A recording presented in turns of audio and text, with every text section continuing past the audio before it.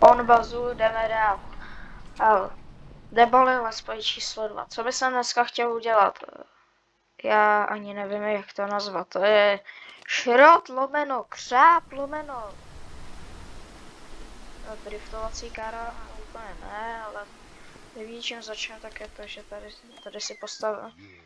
Tady se stále skládá bugina. No, 4kolka. Projedem se možná dneska. Čím bych jsem začal? Dal bych nám rozhodně kolo, protože bez toho kola to tu na těch zvedákách tancuje, potom dvoře. Vezmu si tady, já nevím, kde se to tu vzalo, jestli nějaký vtípek od vývojáře, ale prostě přidal jsem zlatý klíč, který šroubuje, ale úplně normálně jako tenhle.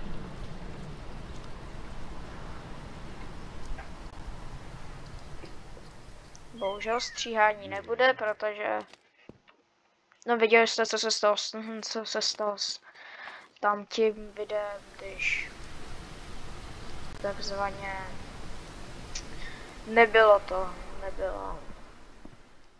že takzvaně bylo sestříhaný v nějakým, ani nevím, co to bylo za program, nějaký, ani nevím, no.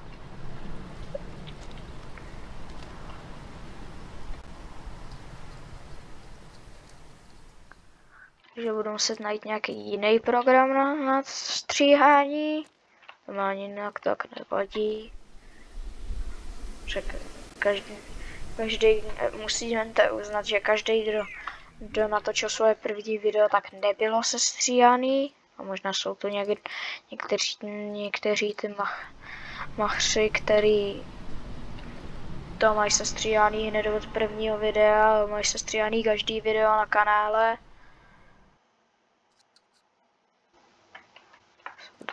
To už ani nevím. Aspoň víc času na to bavit se s váma. Šťastný a veselý do nového roku, vyšel nám update do monobazu. Kolo bychom měli. Jo, chtěl jsem říct šťastný a veselý do nového roku. Svátky už jsem nestihl, svátky skončily před 2 dněma. V den, co to natáčím. Možná, že to vydám i ve stejný den. Dneska už jsem jako vydal jedno video. Nebo video, ještě zbývá pár minut do toho. Jo. Kapotu. Díváme se sem.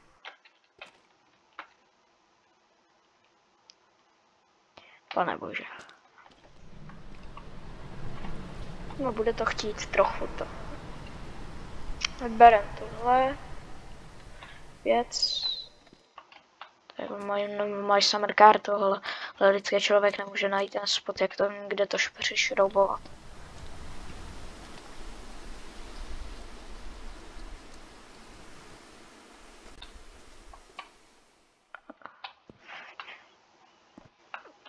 Kanistr tu mám. Je dobré.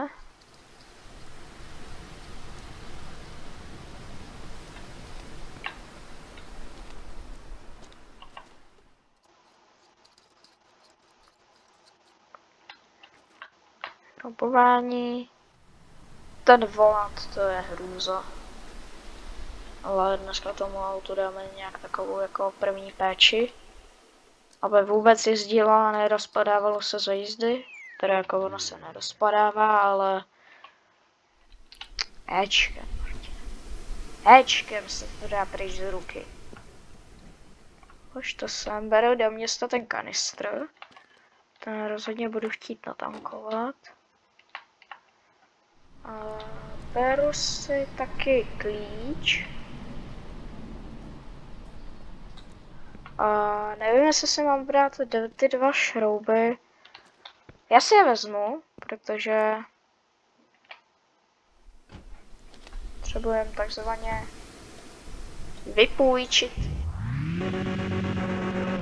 Byste se ptali, co to bylo právě, já jsem nešlapal na pedál, ale ten pedál já hraju na volantu a ono, když se připojí do hry, nebo na ten svůj save a nezmáčkne plyn jednou, mezi tím, co nasadí okno v autě, tak potom se sedne do toho auta a tak to auto začne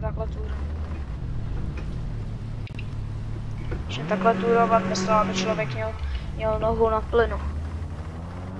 A jeden na sebe kopní pohled.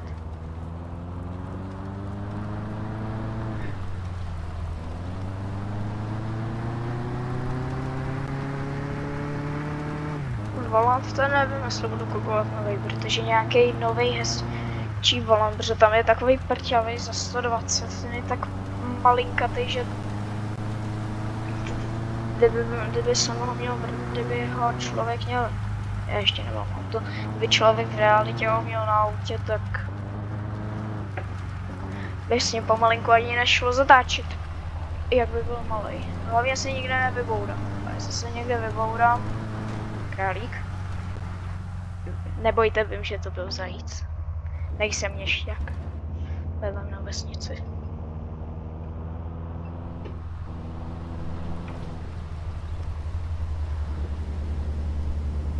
Ty jsi tak podřadil. Je to automat, kdyby něco. Ale úplně všechno, na co si to člověk vzpomene, tak z toho auta jde vyndat. Kufr, dveře, kola jdou přendat, vejfu, kde přendat převodovka, tady jde manuální, jde dát nový motor, jde přední nárazník, ten se nachází někde na vrakovišti. Ti, co vím, dá se tam dát nahoru na ten kufr spoiler. Nahoru na kufr, ano. Čech jak poleno. Prostě přimontovat na kufru se dá ten spoiler. A ukážu vám, kde ten spoiler je. Tady vedle pumpy. Nevím, jestli poznáte tu cestu a můžete si to najít na netu, nebo v případě, když jste ve vnitřním pohledu, zmačknete mapu, otevřete mapu. Projdeme toto s kratkou, teď jsem něco švihnul, asi strom. Zase to byla hra na cesty a je tady. Zaprostí, nechci, aby mi to někomu jelo. Mám tu ty dva šrouby, mám, dobrý.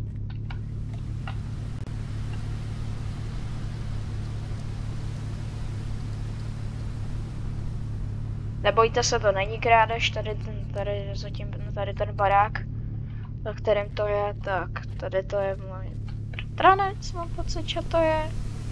Super, jmenuje se Martin a on se taky jmenuje Martin.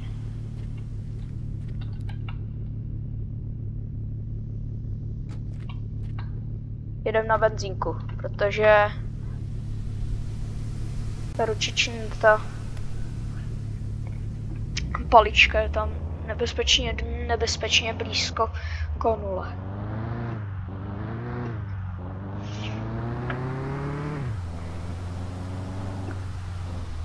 Zpátky na benzínku.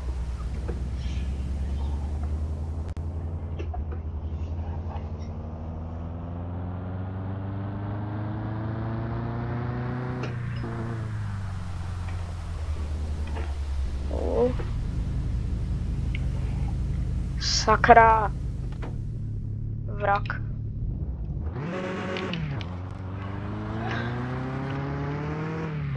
Dobrý, nemusím to tahat.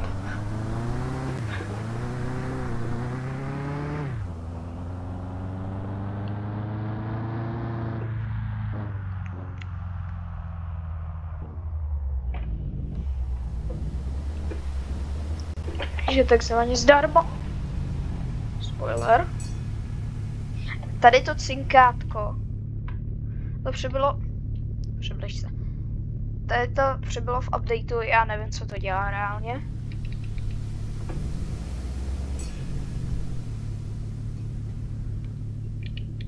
Na jiném saveu. Kdybyste se ptali, kolik na téhle hře mám nahráno, mám to nahráno Podívám se na Steam. Já ani nevím, kolik mám nahráno. Ale přes 500 hodin. Asi. 621,5 hodiny, to je v pohodě, podle mě. Takže asi vidíte, jak dobře. Nebo jak dobře, jak dlouho tu hru hraju. Dobře, nádrž. Se tankovat doplna. Doufám, že mi vystačí peníze na bodnu doplna, ale jo, stačí.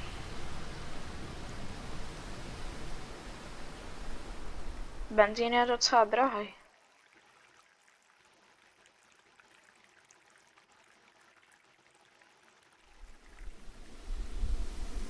Tak. Šroubujem. Já doufám, že furt natáčím, ale jako vidí, jako já tu mám to, že já to jako mám napsáno, že natáčím.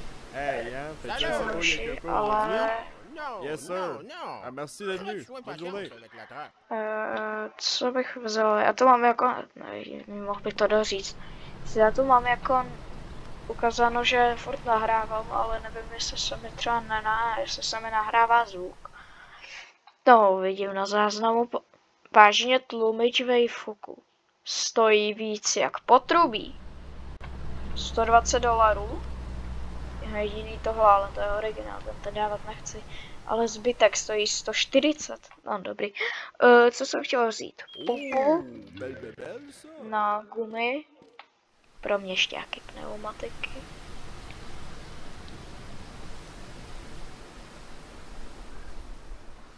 Skoro nevidím. 35.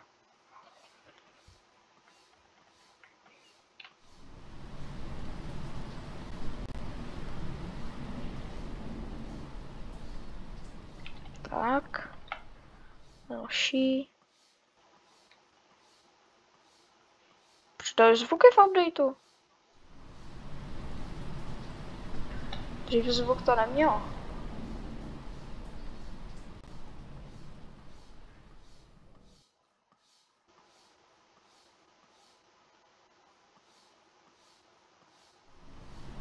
To mělo prostě jenom takový syčení a teďka už to má jakoby i to, což je to pumpování, jakoby takový nějaký cvakání v tom.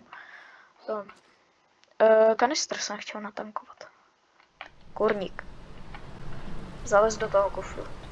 Kanistr, ten se bude hodit.